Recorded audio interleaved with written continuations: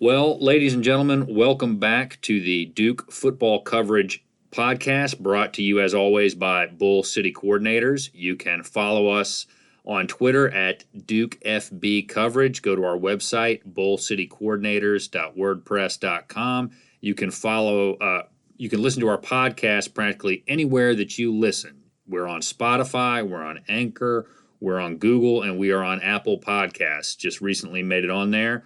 We are very easy to find and very easy to listen to.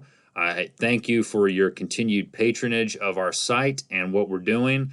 We've got a few more interviews that we're working on getting confirmed and lined up, and we have another one here this evening with big number 93 himself from some excellent seasons as part of the Duke football program, AJ Wolf. How are you, sir?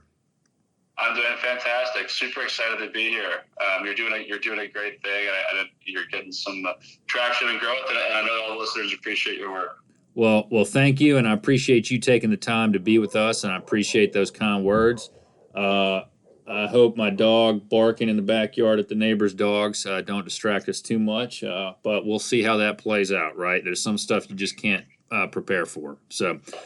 No worries.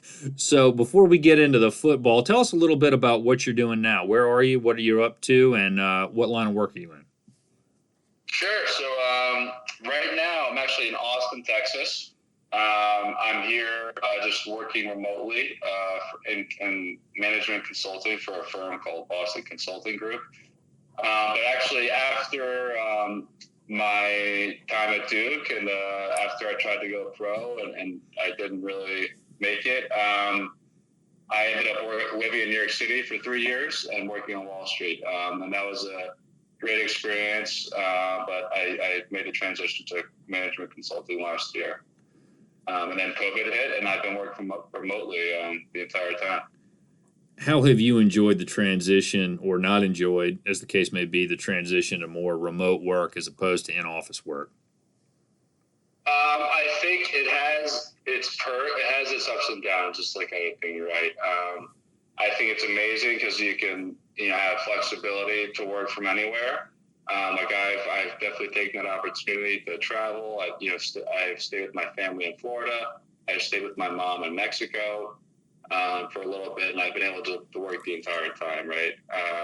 So that's a great perk. But at the same time, I'm a single guy. It definitely gets pretty lonely just staring at my computer every day, for weeks on end without seeing people in person. So I also think it's tougher to collaborate remotely, and so I think there's going to be some sort of hybrid, going back to the office eventually.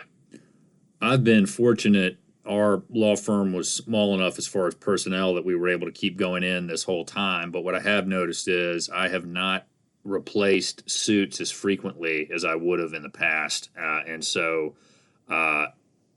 while I like being in the office and interacting with people, I am enjoying the budget for clothes going down significantly. So I'm just curious your thoughts on it. A lot of big places, if we're going to see a lot more business casual attire and maybe some less formal stuff is one of the changes that's implemented, in addition to maybe more kind of corporate suites as opposed to regular brick and mortar offices going forward. Yeah, I think in terms of the offices, I think every firm will still have an office. I just think it won't necessarily be required to come in every day, right? And every firm is going to be different, and every job has different requirements on exactly what you really need to do too, right? So, but I think every firm will have an office where you'll have a desk and be able to come in, and I just don't think it's absolutely necessary. For some jobs to go in every day. And in terms of the attire, it's funny you say that. Like, I've only worn a button-down shirt like 6 times since the pandemic started. That's because I just wear that for like big client meetings over Zoom. Otherwise, I wear like a golf shirt or just a t-shirt. And I haven't worn nice pants in a long time either. But I will say I think when we do go back to, winning clients in person and stuff like that, I think you're still going to have to dress formally because it's just like a respect thing, right? And it's just a professionalism. I think it's different over Zoom because you're just a small face on the screen. But if you walk into a meeting and you're wearing like a t-shirt, and then, you have a competitor who walks into a meeting wearing like a nice suit and looks very professional, you're probably going to want to go with the other guy, all things being equal, right? Right. I agree with you. I will be interested to see what the environment is as far as day-to-day dress at places, me being a lawyer at law firms and legal support related offices, but also banking, finance, those sorts of things. Even before COVID, everything was already getting more casual. Like at Goldman, I worked at Goldman Sachs in New York, and we used to have to wear like nice slacks and a nice button-down shirt every day. So, and like a lot of people wore like a suit and no tie every day. And then in March, I think of like February or March of 2019, so like a year before COVID, they implemented like a more business casual, like not strict dress code. And so I was wearing like jeans and like sneakers and then like a casual button-down shirt, not professional at all, like not like business formal. And I wore that for like almost a year. And so I think the world in general was already trending casual. And I think there's just going to be this kind of hybrid, just like, remote work. I think there's going to be a hybrid, like attire type situation where, you're going to dress formal when you have to, otherwise there's no point. Right. No pressure. Yeah, I'm just going to need to get a suit to keep in my office at all times. But exactly. We'll deal with that. So let's switch gears a little bit. Talk about football. Tell us where you grew up and what got you into playing football. Yeah, so I grew up in the suburbs of New York City. I started playing football tackle football in fourth grade. Just because the local town offered it, and I loved playing sports growing up. What kid doesn't? And then I really liked football. It was fun, and I just never stopped playing. And it's funny. My dad was a professional track and field athlete, and so I always, based on his coaching and his expertise, I always thought I'd probably go to college as a track and field athlete. But then it wasn't until I got to high school where I had a pretty good junior season, and then some recruiters started coming through, and I was like, wow, maybe I might be playing football in college instead of track. And then obviously there's a lot more money in football than track and field as well too. So there's a lot more scholarship opportunities. And so, next thing you know, I committed to Duke.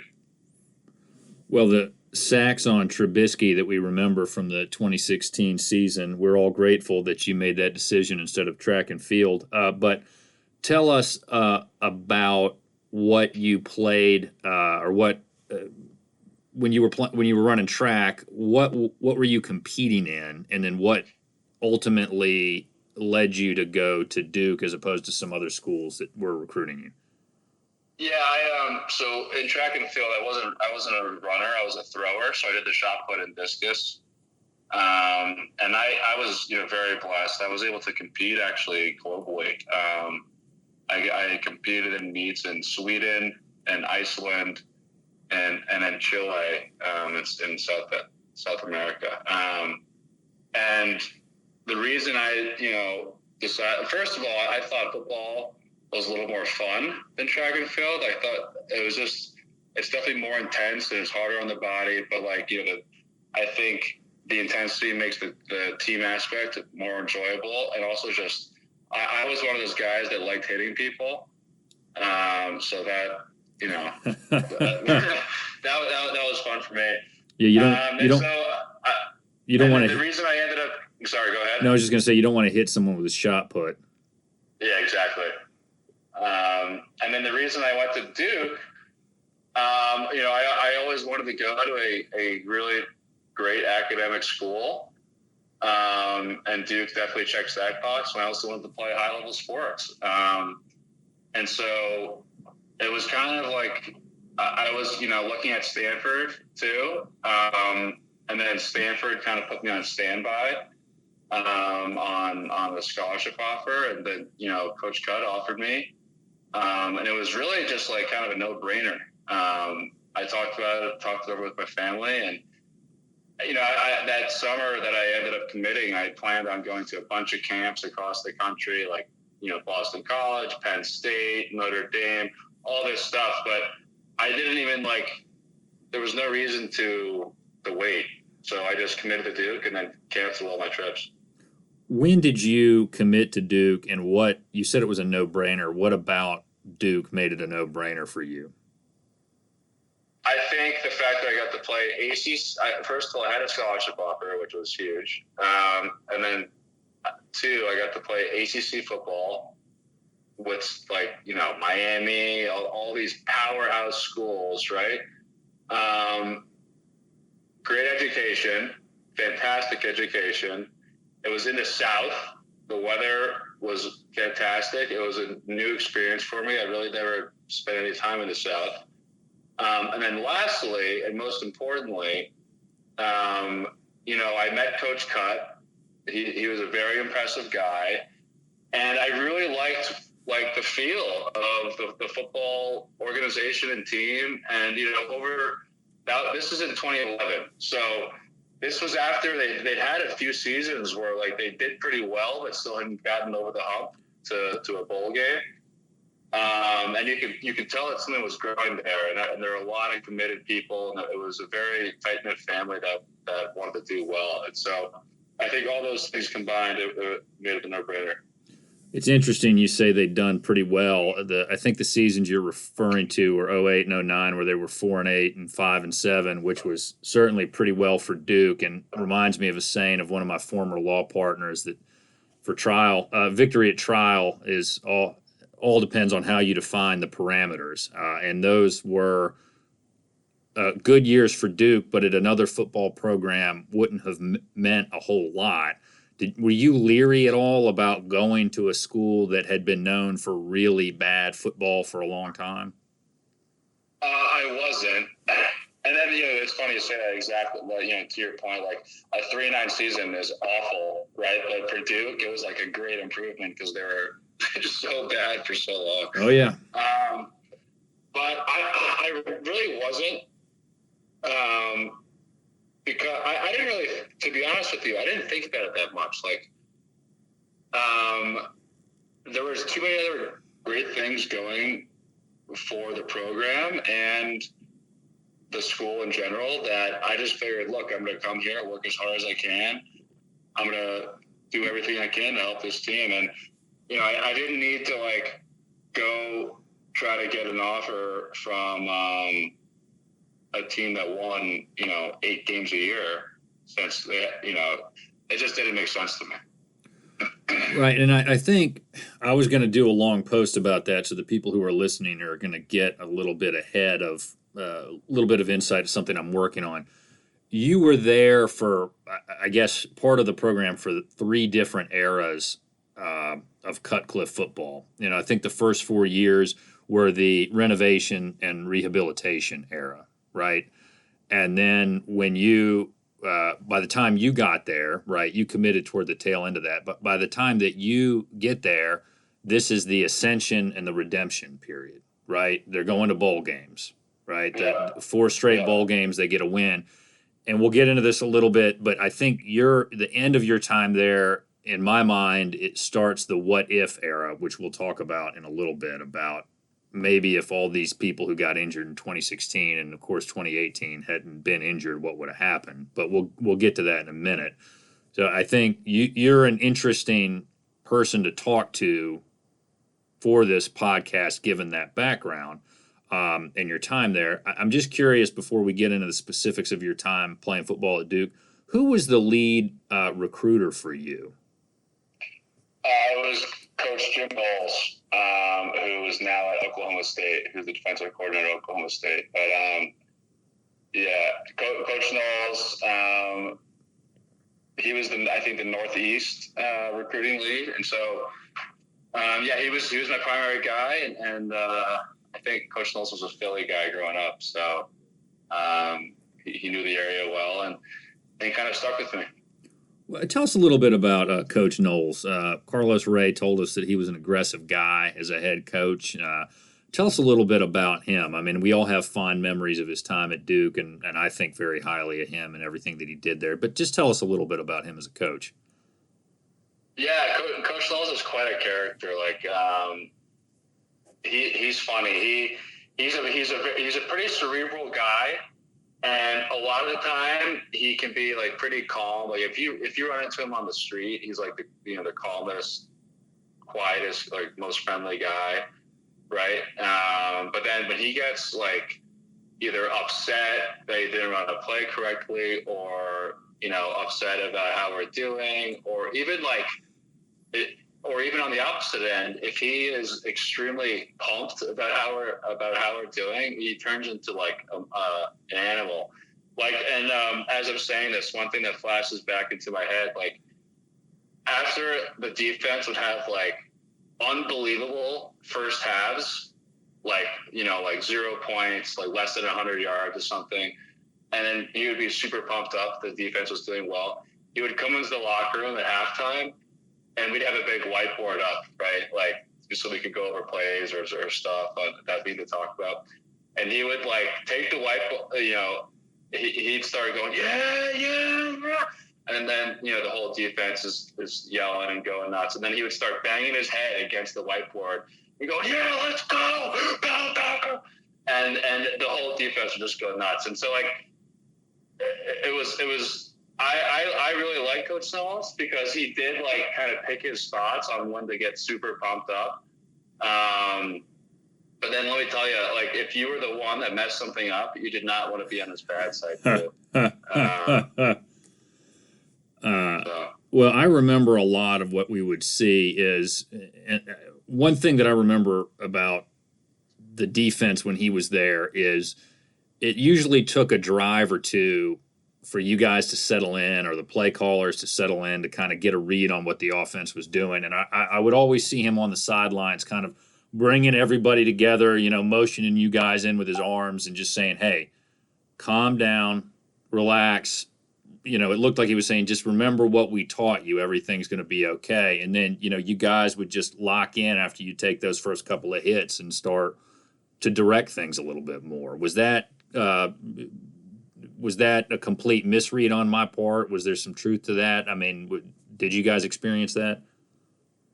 I think I don't know if it's necessarily having to get settled in from a play calling standpoint, but as I remember, like just kind of, you need to get your body warmed up too. Like I don't think I ever like did really well on like the first play of the game or the second play of the game, just because I was like, we had just been sitting in the locker room for 30 minutes, like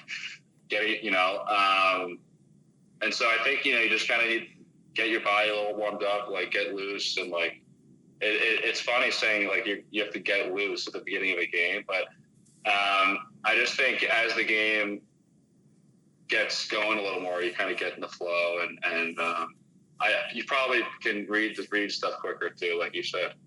Yeah, and I think you guys, I don't know if it's getting loose so much, but getting in a comfort zone or a rhythm, right? Exactly, like a rhythm, exactly. Yeah, early on, I always felt like, and this isn't a criticism, but I felt more like during your era, there was an attempt to kind of figure out, okay, what's the offense going to do? Okay, we see what they're doing. Boom, we're going to adjust and then lock in. And so it'd take a drive, maybe a drive and a half, and then you guys would start to settle down and dictate tempo a little bit more. That's what I remember a lot. Yeah. And I think part of that just comes with like the play calls too, because Coach Knowles might just be taking more guesses, towards the front end or like the first few plays, and then as he kind of figures out what's going on, then he is a little more targeted. Well, one thing, and we're going to get into some more specifics about your time there. One thing that I noticed, though, off the field, in one of the talks that you gave that was on YouTube, you mentioned that you took a Shakespeare and finance class. I did. Tell Yes. tell us a little bit about that. So that class was taught by a professor that I'm actually still very deep in touch with today. He's advising me on kind of my career and some other stuff going on. So, but that class was super interesting.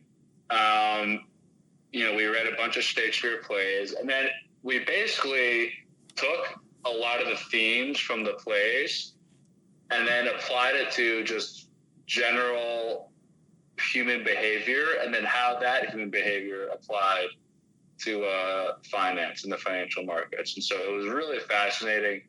A lot of what we did focused on, behavioral biases, and then how they came up in the Shakespeare plays, then also how they came up in financial markets and stuff like that. So it was one of my favorite classes. It's interesting that you say that about how relevant a lot of those plays and those writings still are.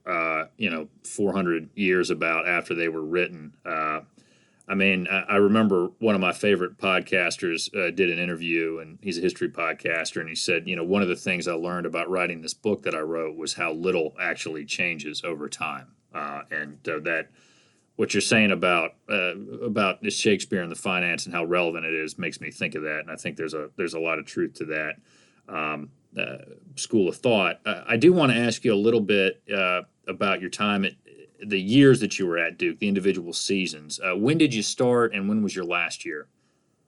My first year was the 2012 season, and then my last was the 2016 season. And then I graduated from grad school in 2017. So you were there for all the bowl games.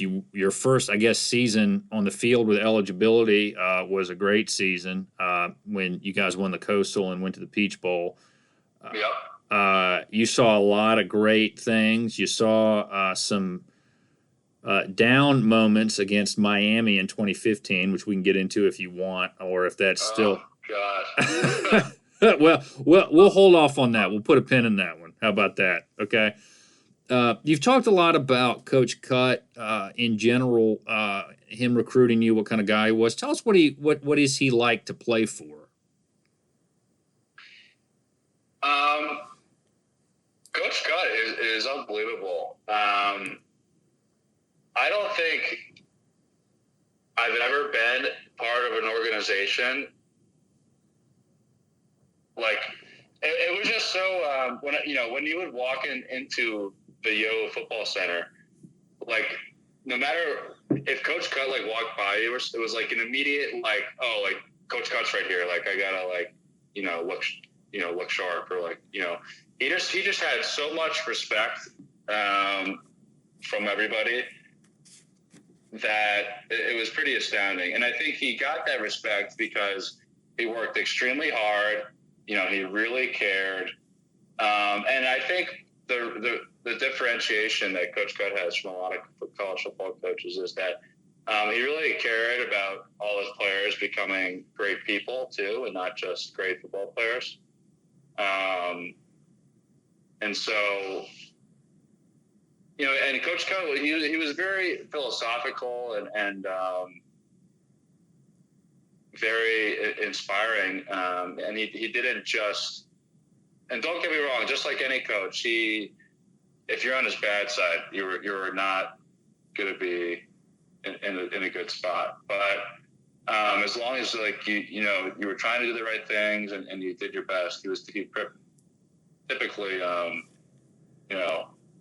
thought you in a good light. So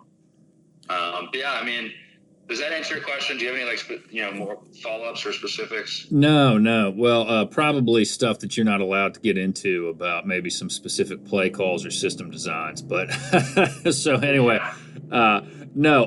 One thing that I do want to ask you your thoughts on, having interviewed some of the older players from the 90s and into the 2000s, one of the things that they talked about that was a recurring theme as far as challenges that the program faced during that time period in addition to a coaching change, was lack of depth and people having to play a whole lot more snaps maybe than the competitors. I'm just curious. You were there for a very, very successful time period at Duke, but I'm just curious, what did you feel like the biggest challenge was that you all faced as a team, as a program during your time there? The biggest challenge, I thought the biggest challenge was that we weren't able to get over that hump physically and be able to compete with like a top 10 program. I think, if you look back at kind of the people that we had and then all the wins we had, it was pretty amazing because we definitely didn't have the best athletes in the country, right? We definitely outperformed our athleticism as a team, I thought. And it was just, I think the biggest challenge was that we were never like big or strong or fast enough to be able to compete with like Clemson or Florida State or something like that, right? Because every time we would play those guys, we were clearly like well coached, but they just were bigger, faster, stronger, and so that was frustrating. And just that just shows in like the NFL draft stats, right? Like we've had way less draft picks over the past 6 or 7 years compared to most other people in the ACC. So let me follow up on that, and this gets me a little ahead of the order that I wanted to go in. But watching some video of you and some of your teammates, there was a motor, there was a drive on every down. And I'm just curious, when you mention outperforming maybe your ability or your talent or your ratings, your rankings, your recruiting rankings, whatever you want to call it, where did that come from as individuals, and what was if you can say who was holding people accountable for it, that would be interesting to hear about. But where did the internal accountability come from to keep putting forth that effort game after game? Because you guys did go on one heck of a streak from 2012 to 2015. Yeah, I think that individual, drive just came from like how tight knit and driven like the team was as a whole too, because like I think a lot of the guys who were on those teams, they weren't super high recruits, right? And they weren't like superstars, and so the guys that ended up making it to Duke, they were kind of always like underdogs. Like I was an underdog. I was a 2-star recruit. And I just loved playing football, and I always I worked really hard in high school. I worked hard in college. I just always pushed myself. And I think those are the kind of guys that were attracted to a program like Duke. And then we kind of fed off of each other. And we really trusted each other. And, the fact that you could, this is pretty amazing because, I guarantee you there are not a lot of programs in the country that can say this. You could leave, your wallet outside your locker and just in the open with a ton of cash in it, and you knew that it would not be touched, no matter what. And they're 110, 120 guys on the team, all walking through there all day. And so I think that level of trust, and then just how badly we all wanted to be successful, driven by Coach Cut's leadership, I think that was just all part of it. Well, and you guys, to speak to the run that you went on with the 4 straight bowl games, if my math's correct and my memory of your win-loss record is correct, you guys, I think, won 33 games over the course of those 4 seasons, and you won 1 bowl game, you went to 4, and you won an ACC Coastal. That is obviously playing excellent football, and the 2013 season you finished 10-2, and I'd forgotten this till a recent interview about bowl games I did with Carlos Ray, but I believe the following season in 2014, you started 8-1, and then just had a couple of bad breaks right towards the end. But I mean, you guys played really hard, and you also overcame those some challenges during that time. And I want to ask you a little bit about the 2015 season. There was obviously what happened against Miami. There were some suspensions. There was a bad 4-game losing streak. How did you guys as a unit band together, overcome that, take your frustration out on Wake, and then beat Indiana in the bowl game in the Pinstripe Bowl that year? Yeah, I think, in 2015, the Miami game really hurt our morale. And people forget that game too, that, obviously,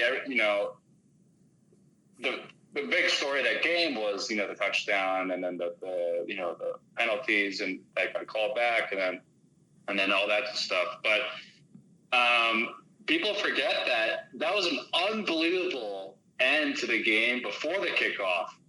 Thomas Sirk, there was 2 minutes left, and Miami was up by 4 points, and they had the ball, and then the defense, me and Carlos, put up a really good stop. And we 3 and out, we got the offensive ball back. They drove all the way down the field, and then they scored a touchdown with 3 seconds left, and we were going nuts, and we were going to win and go. I think it would have been 7-1 at that point. And so I think after that game got kind of stolen from us, because people always oh, the Miami. But I always have to remind people that the ACC came out afterwards and said it was an error. We should have won, which is awful. And so I think after that game happened, I think our morale went pretty low, because that put us out of contention for the ACC Coastal. And then the following week, when we played North Carolina, I think they just killed us. And then that also deepened our morale even more. And then I think, we were able to bounce back because we didn't like losing, so we were able to bounce back with Wake. And then, by Indiana, I think there'd been enough time to the point where it was really just all about the bowl game, and the season was kind of behind us, and so we were able to pull it out. Well, 2 points that I want to follow up on when you say it was kind of stolen. It wasn't kind of stolen. I will go ahead and say it. It was 100% stolen from you guys. The guy was down. They took, 2 penalty flags? They threw 2 down. I know they picked 1 back up. They came out of the booth 2 or 3 times during the replay. It went on forever. There was a guy running on the field from Miami, which should have been a penalty that wasn't called. But I don't know. I mean, the ref's staring right at the guy on the one lateral who's clearly his knee is down while he's trying to throw the ball. Look, there must have been some shady stuff. The only explanation is there were some shady backdoor deals before the game. Who knows? I mean, I don't understand how, if you're an impartial judge or you're an impartial referee, that, especially after replay, how you don't. There must have been some kind of backdoor deals going on. That's the only explanation I can have for that. It's not hard to find the photo of the guy with his knee down, No, it's not. the block in the back. And to your point about Thomas Sirk, I think there were under 10 seconds left when he scores that touchdown on kind of a mismanaged thing at the goal line where timeout's not getting called and he just snaps it and runs in there and gets a touchdown. But he got a chance to be a big game quarterback again after doing it against Virginia Tech in 4 overtimes the week before. He got a chance to continue to cement his status as a legend with the game on the line just ripped away from him. And it was unfair because as far as guys with the ball on the line that have played quarterback during the Cutcliffe era, he's right at the top of the guys I want handling the ball in that late game situation. Right. Yeah, definitely. Anyway, all right. Enough of me venting about that. Well, let's move on to something else. So Yeah, that I'll never understand how that went down, because when you have refs in the booth, refs in the field, and then I think we were like waiting for the official decision for like 10 minutes on the field, or like 12 minutes, and I just don't understand how you can pick up every single penalty and then not call the knees down. Like I said, someone must have placed a big bet, or something. Who knows? I don't know. well, let's go back to the year before against Arizona State, because this is referenced on your GoDuke.com profile. You had a fourth down stop. I think it was 4th and 1. Arizona State's going for it. It's the fourth quarter. You guys need to get a stop to get the ball to get back in the game and try to win it. And you come up with one heck of a stop. I'm sure you remember that play. Yeah, I do remember that play. Yeah. Tell us a little bit about what happened. Yeah, so it's funny. I actually had just come in the game because my Coach Petrie, he had told me, AJ, after 4 plays, I want you to go get Carlos. And then it was 4th and 1, and then I had to tell my coach those 4 plays were supposed to go in, and so I went in at the last second.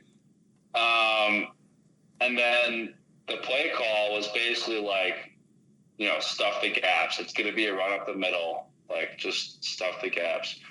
And I'm not sure, what Carlos is talking about when I changed the play. I didn't necessarily change the play, but what I did do is I didn't follow the play call specifically. You're supposed to. I'm not sure how much you or the listeners know about holding your gap, but I did not hold my gap, and I just went to the open area, and then that's how I was able to get through the line so quickly. And that's that's what Carlos said, is that you shot the gap and you didn't stuff exactly. it. Okay, so what made you say, I'm going to shoot the gap? Well, I was an instinctive player, and so it was when you see the opening and you feel the guy going one way, you go the other way. So that's just how it went down, and thankfully I was able to make the play. Well, I hate to ask what would have happened if you'd shot the gap and then it didn't work out, but how did the coaches react when you got that stop? Oh, it was, I don't think it was very hard for them to know I didn't hold my gap, until you watch the film afterwards. But whenever there's a saying from the coaches, whenever a guy doesn't do what he's supposed to do, but he still makes the play, you're just supposed to say, "Atta boy, great job," But then if you don't do what you're supposed to do and you don't make the play, then you get, you're in for a bad time. Well, that's that's a good story to hear, and I can't remember who was in on the tackle with you. You got the running back by his legs, and then I think a couple other people stood him up to seal it. But it's great to hear that about you deciding to shoot the gap and the instinct that you followed to get through there. Tell me, I want to turn to your final season at Duke, your 2016 season there. Okay. And earlier when I talked about the what if era of Coach Cutcliffe's time at Duke, the 2016 season I think is very emblematic of that. Thomas Sirk getting hurt in the offseason, and then during the season, you were one of 3 captains, and at one point you were the only one left playing because of all the injuries. And we all remember Edwards going down. I think it was against Notre Dame. I think you lost your punter against Louisville. And it seemed like everybody who could get hurt got hurt during that year. What was it like for you guys as players going from the Peach Bowl, the Sun Bowl, the Pinstripe Bowl to we're playing now a guy who turns out to be really good in the next couple of years in Daniel Jones, but we end up being 4-8 overall and 1-7 in conference. What was that transition like for you guys during that season? Yeah, it was definitely disappointing. Like I got so spoiled in my career because my first, like, we already talked about this a little bit, but my first season was 2012, and then we went like 5-1 at one point, and then we obviously went to the bowl game, and the entire team, the entire building, the entire campus was like going nuts over how successful we were, because that was like the first time we'd been good, and for so long, and that was my first season ever. So I was like, I had a very, very good opening. And then after that, 13, 14, 15, we had great seasons too.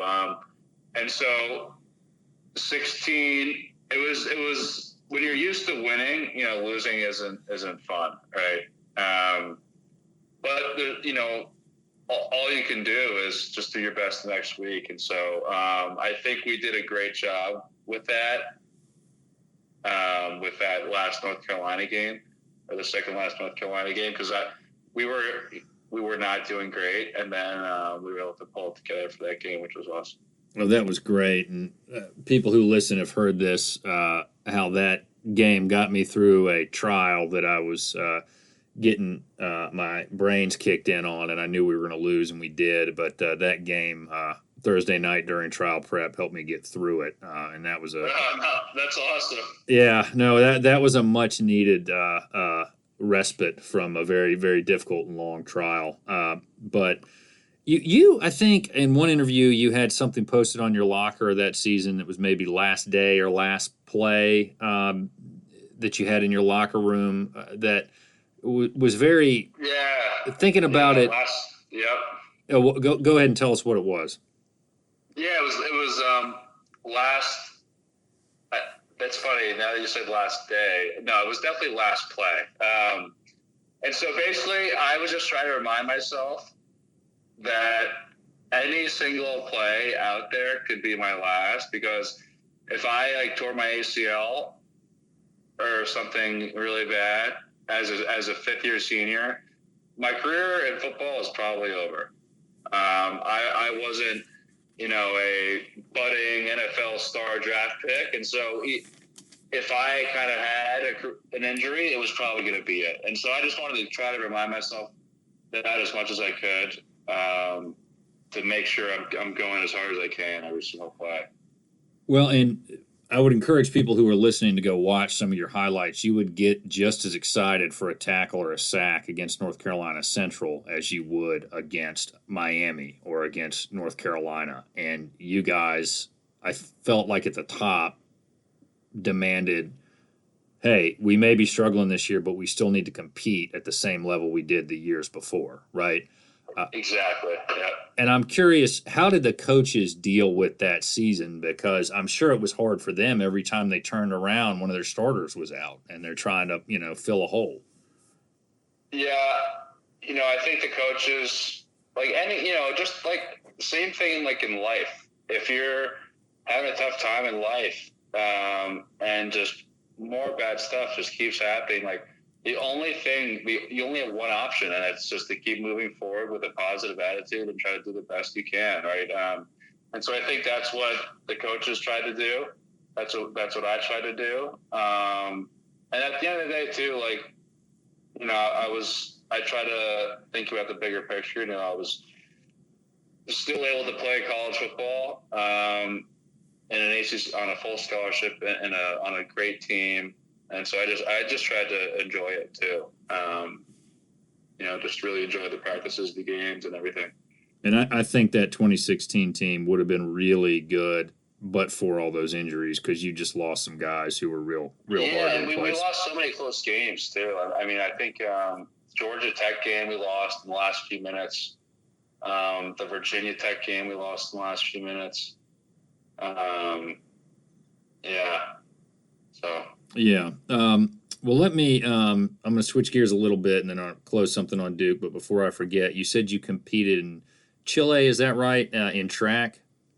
I did. Yeah. What was that like? Because I'm a huge fan of magical realism literature, and Isabel Allende is one of my favorite authors. And I'm just curious what you thought about that place. I really enjoyed it. I speak Spanish, not super well, but I speak it decently enough. And so I was there for 2 weeks, my senior year of high school, training with one of the best shot putters in the world. And I stayed with him and his family for 2 weeks. And so it was really a cool experience. And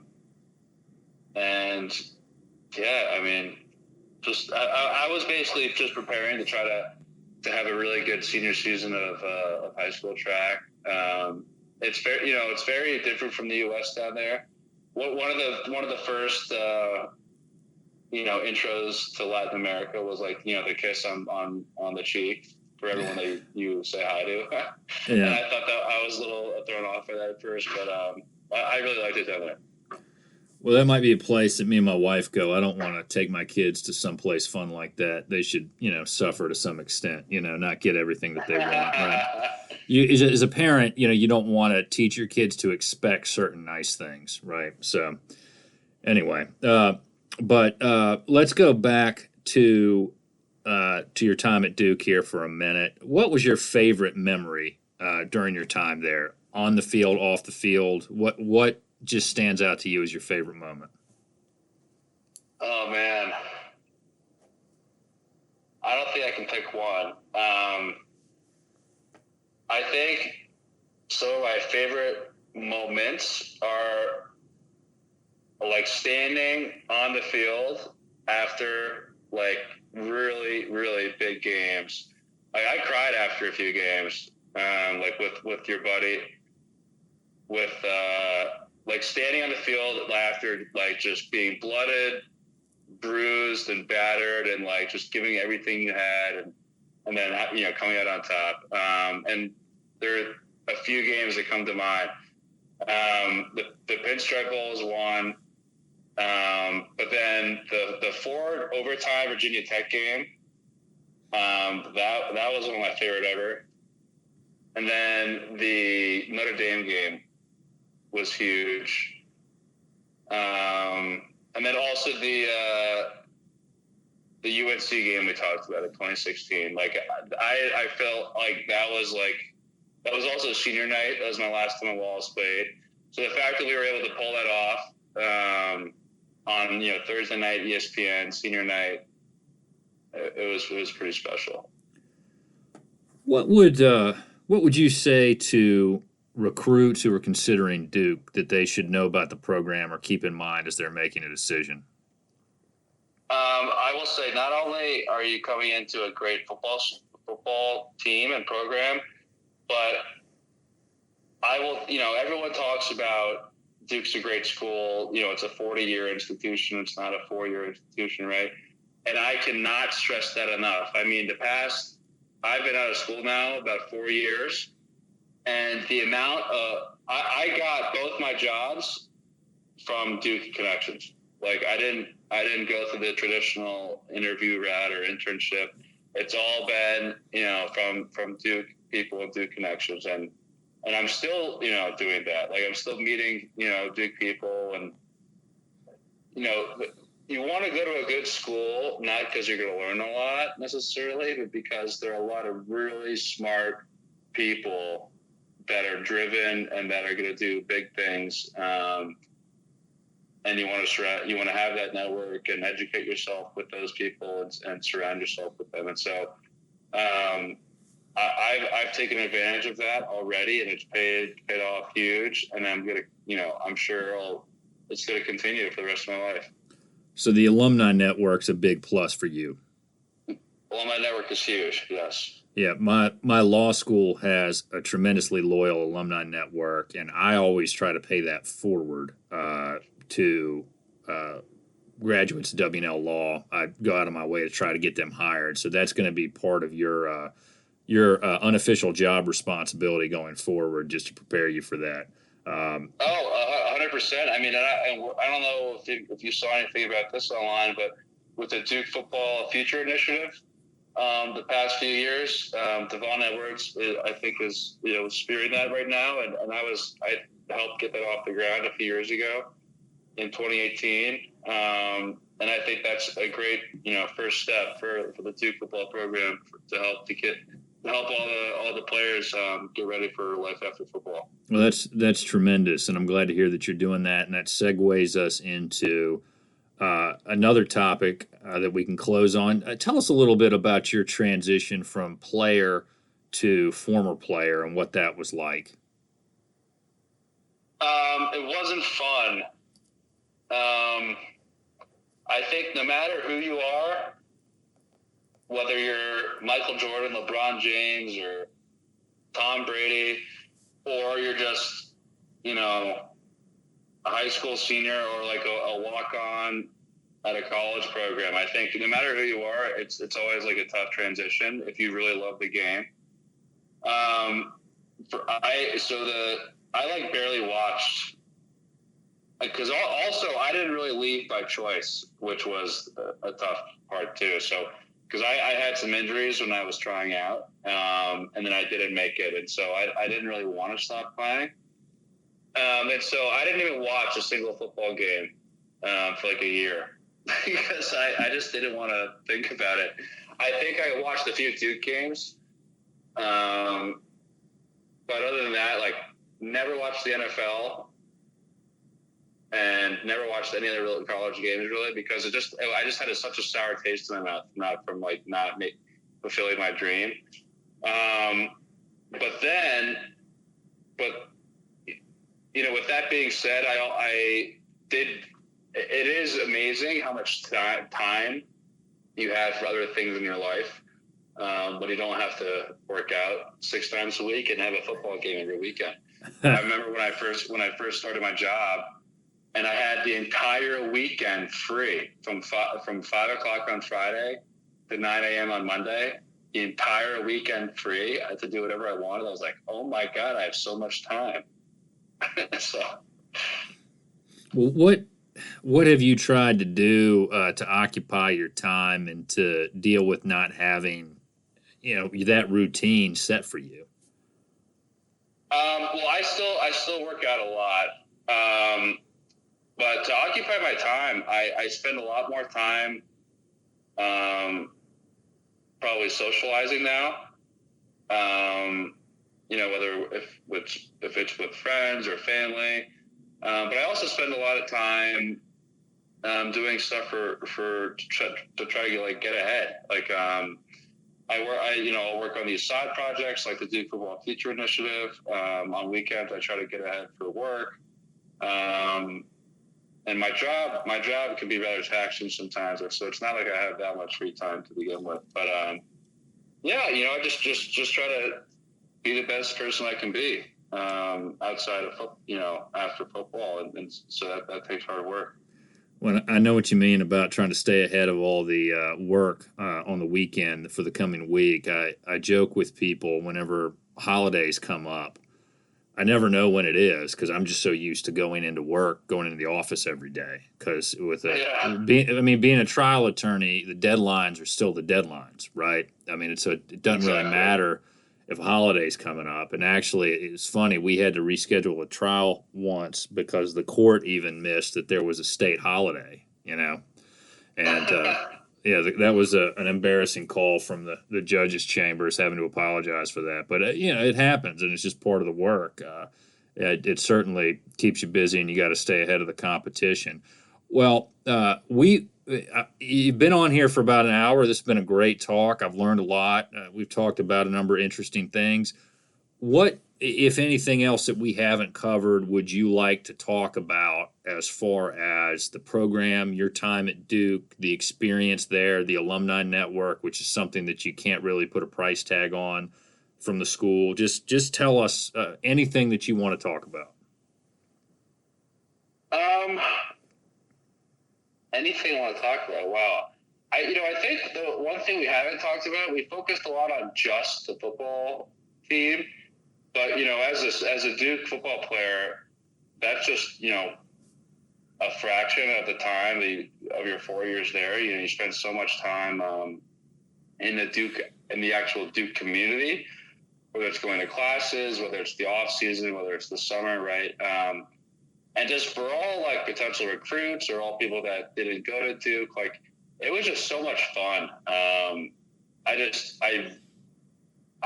every single person that goes to Duke, or at least that I know, typically says that they just absolutely love their time there, and I definitely say the same thing.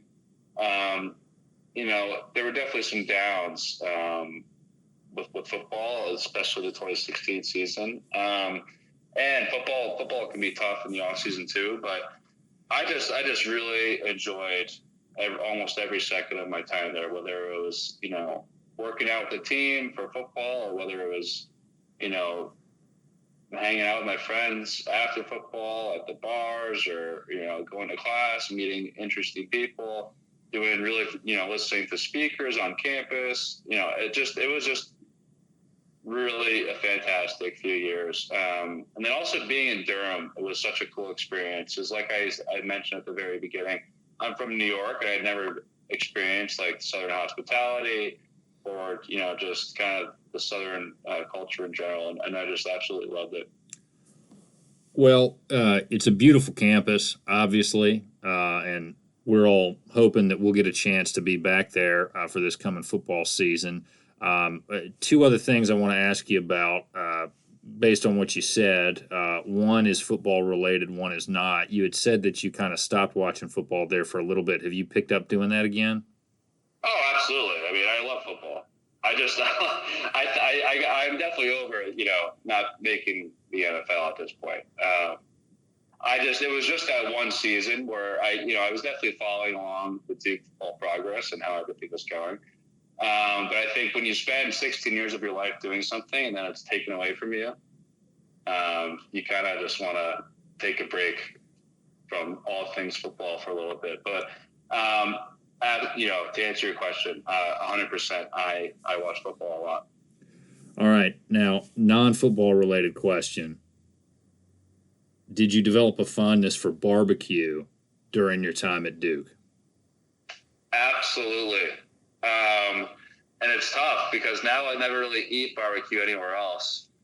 Austin, Texas has some good barbecue where I am, but New York barbecue and it's not the same. So I absolutely love the barbecue, and I think we had it almost probably like 5 times a week when I was on the team. So yes, is the answer. Well, I understand exactly what you're talking about in regard to not wanting to eat barbecue when you're not in a place that's known for barbecue.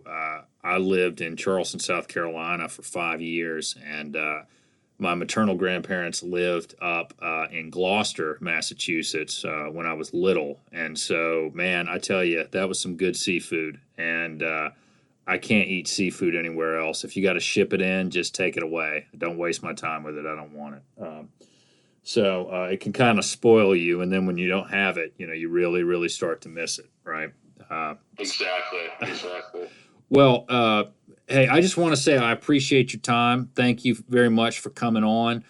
You were one heck of a player. You were a lot of fun to watch. Your teams were really, really special, and you were part of a really, really great era that helped build Duke into relevance and make us all care a lot more day in and day out about Duke football. So I just want to say thank you for that. Absolutely. It was the pleasure of a lifetime. Well, ladies and gentlemen, thank you for listening. As always, follow us on Twitter at Duke Football, at Duke FB coverage, Send us an email, bullcitycoordinators@gmail.com. We got a couple more interviews in the works, and actually, while we were talking, I did get a text from somebody that we are trying to set another interview up with. I know we have 2 planned, so we might be looking at a third. I appreciate you all continuing to listen to us and to come visit us at our website. Again, follow us on Twitter. Go to our website, bullcitycoordinators.wordpress.com. Listen to us wherever you find your podcasts, Spotify, Google, Apple, Anchor, wherever. We thank you very much for listening, and we look forward to many more good interviews in the future.